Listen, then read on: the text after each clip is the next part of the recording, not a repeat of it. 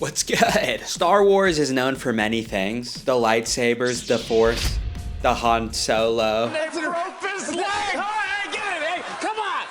the adventure, politics, memorable lines, They fly now! epic characters, iconic moments, soulless cash grab product lines of plastic garbage. We're in the money. We're in the money. If you're really old, you might even remember a time when Star Wars was movies. But there's something else that makes Star Wars special.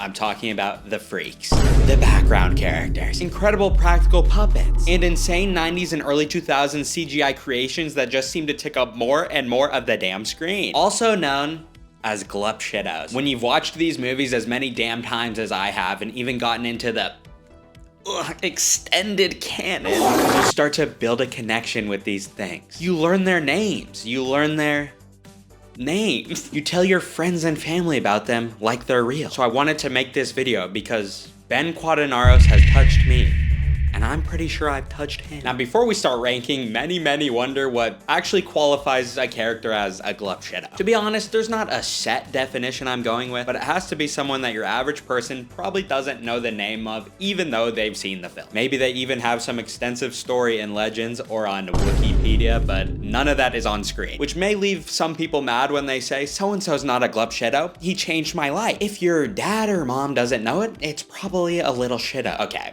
let's drop it.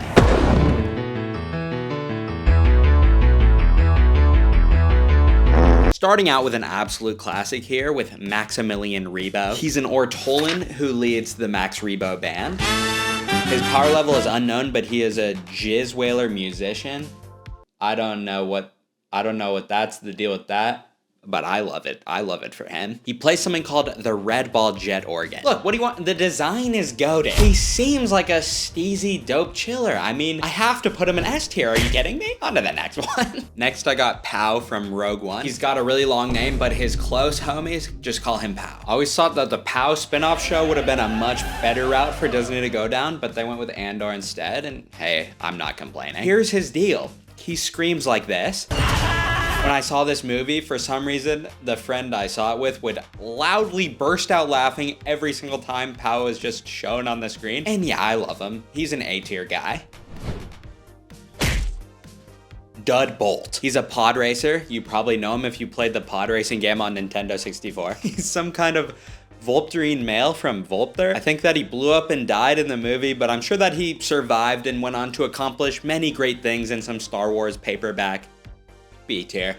Salacious B Crumb. I mean, now we are talking, baby. It's gonna be hard to not just give him GOAT status right out the gate, but his achievements just speak for themselves. Design, boom. Name, yes. Wicked laugh, insane scurrying movement, incredible. S all day, baby, what can you say? George Lucas, in all of his wisdom, even saw fit to give Salacious his own on-screen death, in which he has an iconic fight with C-3PO. R.I.P. friend.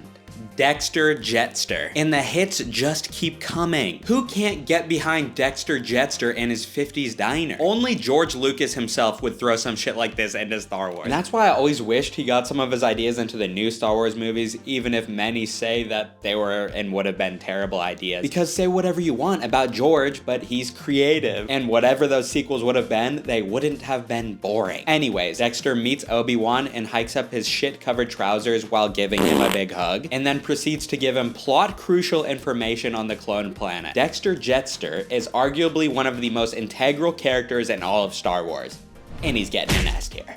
Bondo Reams. Don't feel bad if you haven't heard of this great character, but to me, he's an important piece of the puzzle. Said to be the one to resurrect Kit Fisto after his death at the hands of Palpatine, Bondo Reams is getting a fat A tier from me. That brings us nicely into Kit Fisto. I know many will be PO'd at me for even thinking of putting such an incredible Jedi, an integral force in the Clone Wars, in the Glup Shitto list, but here we go. Your average person does not know Kit Fisto. I also always think of the Red Letter Media review where he points out how kind of crazy it is that all the Jedi use lightsabers. Like the guy with tentacles on his head that swing around every time he moves might be disadvantaged in a lightsaber fight. But gotta throw Mr. Fister here an A. Of course, he probably just force controls them, the tentacles. I don't know. Star Wars. Droopy McCool. Droopy McCool is just dripping with sex and swag, and I gotta throw him an S. That's it, that's all. Unkar Plut, 1/4 portion. From The Force Awakens, this bro is played by Simon Pegg. Not much to say. Rey buys her protein slime from this guy. He's the resident protein slime salesman on Jakku. There's this weird scene though that always stuck out to me where we see this flashback of Rey's parents leaving her behind on the planet. And it's like him who's there holding her. So was she sold to him? Was he like her adoptive father? They've known each other her entire life, except they never show any ounce of familiarity. Like you would think they would have some sort of relationship, positive or negative. Anyway, I just thought that was kind of weird. His greatest feat was of course defeating Gentry Smevens in a Legend story, but that's really neither here nor there. C tier. C tier. Yaddle. So Yaddle is just essentially a female version of Yoda. She was on the council during the Phantom Menace, but was later killed by Count Dooku before the next movie. I don't really get the dealio spielio with Yaddle. Like I just figured someone the same species as Yoda and Grogu epic would be more important or interesting. I can just picture George Lucas being like, she's a girl Yoda. What? She's like a Yoda but female. Like what? That's it. What else do you want? B tier. Gaper Bingzoid. You know him, you love him. He was there for me when I was at my lowest and no one else was. It's really just that simple. I mean, he's S tier. Do I really need to explain myself? I think not. Joe Yowza and Cy Snoodles. These two are coming as a package deal. And off the bat, what can you say besides best pipes in the galaxy? I can listen to these guys all day. The Max Rebo Band was #1 on my Spotify Wrapped this year with well over 100,000 minutes listened, and it's all thanks to these two vocalists right here, okay? Obviously, these CGI beauties were not in the original cut of Return of the Jedi. George Lucas went back in the specialized editions to add many integral minutes of footage of these two singing. Thank you. I just know George was kicking himself for years after Return of the Jedi saying, why isn't Joe Yowza in the movie singing so close to the camera that the camera goes inside his mouth? Luckily, he was able to go back and complete his true vision, and these two fardos are getting an S tier out of me. Claude. He's this sort of wormish-like creature, aka slug-like creature. In my opinion, by far the greatest thing to come out of Rise of Skywalker. Outside of another little fardo who we'll get to. I enjoy his design, and I especially love how at the end of the movie when everyone's celebrating, someone takes the time to go up to him and give him a big hug. Not lying, when someone actually ran over and gave this creature a hug in the movie, I laughed so hard. And that was by far the best part of the movie for me, and he's getting an A tier. Babu Frick, a classic little butt fardo that everyone enjoyed. I love him too, but hot take, he's not in my S tier, I don't know. It seemed like they tried so hard to make a Glup Shitto for real. Like he was scientifically engineered to blow up on social media and stuff. I'm not saying I don't love the design, but I just kind of like the ones that are more accidentally iconic, I guess. Maybe I'm just being cynical, but I'm gonna throw Mr. Fricker here in A tier. Elon Sleaze Bagano, what an icon. This is definitely one of the ones you get to and people are like, there's no shot that's a real guy in Star Wars, and it is, and that's what makes it so beautiful. He is just a dude with antennae, who tries to sell death sticks to Obi-Wan. I don't know if Obi still checks on him, or if he's truly reformed, or if he's slid back into the underground world of death sticks related violence, but he's an S tier from me. Cylon Jiggy. Many will tell you that with Disney taking over that Cylon Jiggy has been decanonized, but he still has a special place in my heart. So you're telling me that all that time we had together, that was just legends to you? A tier. Sebulba. Chesko Sebulba. An undeniable pod racer, alright? You may hate him, but you cannot deny his feats at many Bunta Eve classics. Cool design, epic name, but I lost 20,000 credits gambling on him last year when some punk kid managed to clinch the victory, and for that, I cannot give him higher than A tier.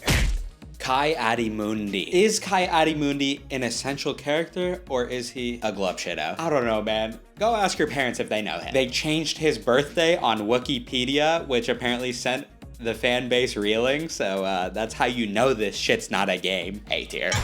Bib Fortuna, one of Jabba's goons. Daiwanawanga? You know he's freaky as hell with them tentacles, but what can I say? He's a classic. He shows up later, Boba kills him in Book of Boba Fett. I don't know, he's got a funny name.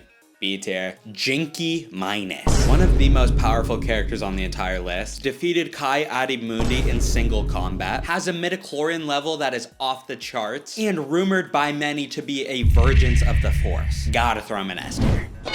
Ben Quadinaros, the GOAT himself, the best pod racer this side of the moisture farms.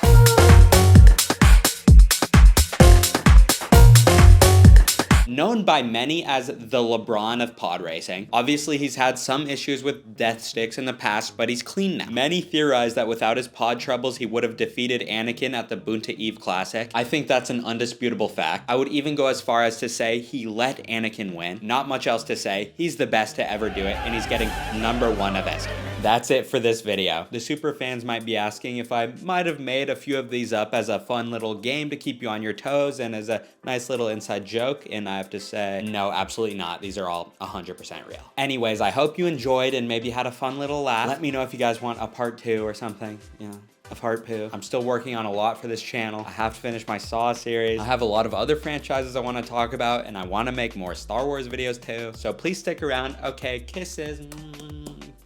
Bye-bye.